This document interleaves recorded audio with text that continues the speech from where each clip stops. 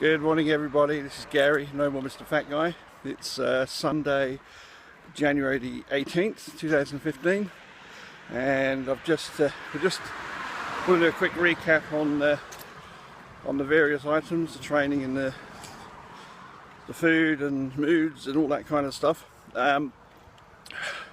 Training wise, we're just hitting a very rapid taper to we've got the 50k Australia Day Ultra on Saturday coming, 24th of January. So we're getting into a rapid taper now. I've just done a 20-minute, or just about 20 minutes, just about 3Ks, easy pace run. Just walking that off now, but that's really the limit of everything at the moment. Is sort of like 20-minute easy pace. There may be another one thrown in tonight. A couple of runs tomorrow, maybe a couple again on Tuesday, and then we're talking Wednesday, Thursday and Friday is basically rest, leading into as I say, the event on Saturday. When I say Saturday, it's actually Friday night technically, because I'll be leaving Perth at about midnight and I'm running at about 3 AM. So training's going well. It's been a very interesting experience, compressing sort of recovery, rebuilding fitness and then taper into a 5-week period. So that seems to be working. The proof will be on Saturday, and assuming that all goes well, the plan is to back it up on. So I'll finish the race by certainly before midday on Saturday, because that's the cutoff. The plan is to get back as soon as possible, have a sleep, then squeeze in a 25k walk on the Saturday night at midnight, maybe 1 AM, just to go back to back, because that's the kind of stresses that the body's going to need to be able to cope with. Then back that up with another 25k walk, maybe sort of on the Monday, Sunday night, Monday. Alright, so we're sort of going to try and get 100 Ks in. Most people would do a 50k ultra and then they would take a well-deserved rest. What we're going to do is try and squeeze in a total of 100 with 50 of those done fresh in the ultra, and then the other 50 done basically walking over the next couple of days. Now obviously the ultra is not going to be raced for a PB type situation. It's not going to be raced for a position. It's just going to be finish it before cut off, and leave enough basically that the body can manage another 50 Ks over the next couple of days. Now food wise, I think that's been going well again. I'm just moving off now from the initial period with the USANA stuff. I've ordered up vanilla shakes. I actually found out the three, the vanilla, the strawberry and the chocolate. The vanilla was actually probably the best for me. I'm used to taking vanilla flavoured for my protein powders anyway, so perhaps that was always going to be the case. Ordered up some of the peanut bars and the fudge delights, so that's my sort of protein bar snacks, and they're really still we're going to carry on using that as before. We're basically going to be used as additional snacks within the light and easy.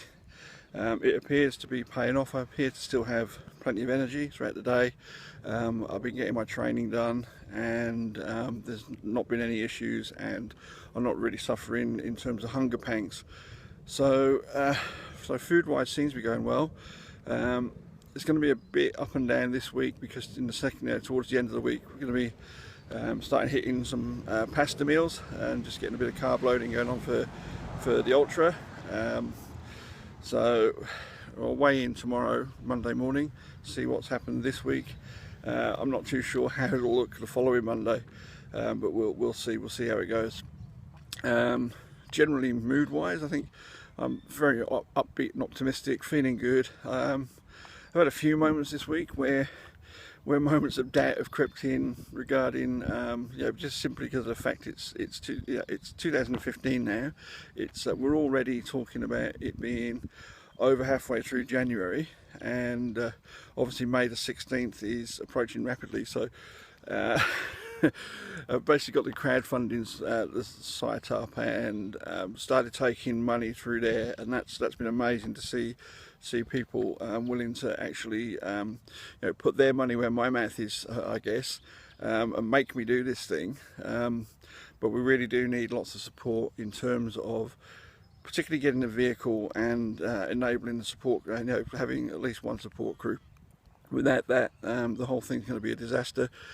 With that in place, it's going to be the absolute success. So that's why I made such a big thing about it on my video on Friday, and I will continue talking about that now, because between now and, you know, over the next couple of months, really, we're really looking to lock those dollars in and get the vehicle hired, and you know, get it all sorted. You know, whatever we're going to do, give plenty of notice to Marcus, for example, so that he can actually come over and be crew. And yeah, so yeah, there's obviously an occasional moment where you feel a bit down about it, because, you know, you start having those moments of doubt. I think anybody that's human with emotions is going to have that kind of experience. The thing is to then really sit down, think about it, understand, and reconnect with what's inside, what's actually the driving force behind it, the motivation, the reason why I started doing this in the first place, you know. And that's something that works in any situation. If you can remember why you're doing something, and if you can remember why you've stuck at doing something for so long, then at the point where it all seemed a little bit too hard, then it'll keep you going, it'll get you over the bump. And at the end of the day, there's a quote that says that, you know, you can't beat somebody that never gives up. So I mean, that's the thing, just become an unbeatable person by never ever giving up, never taking no for an answer. You know, if you hit an obstacle, if you hit a delay, if you hit, you know, sort of an issue, as you find a workaround, and you find a way around things, or you find an alternative method of achieving your same aims. So that's the mindset that has been developing within my own sort of mind over the last few years, I guess. And, you know, it's serving me well, and it's getting reinforced now, you know, in those darker moments, you know, particularly after an extremely hard, long session, you know, where energy levels are depleted, and, you know, your kind of immune system's susceptible, but I think also you're emotionally susceptible as well.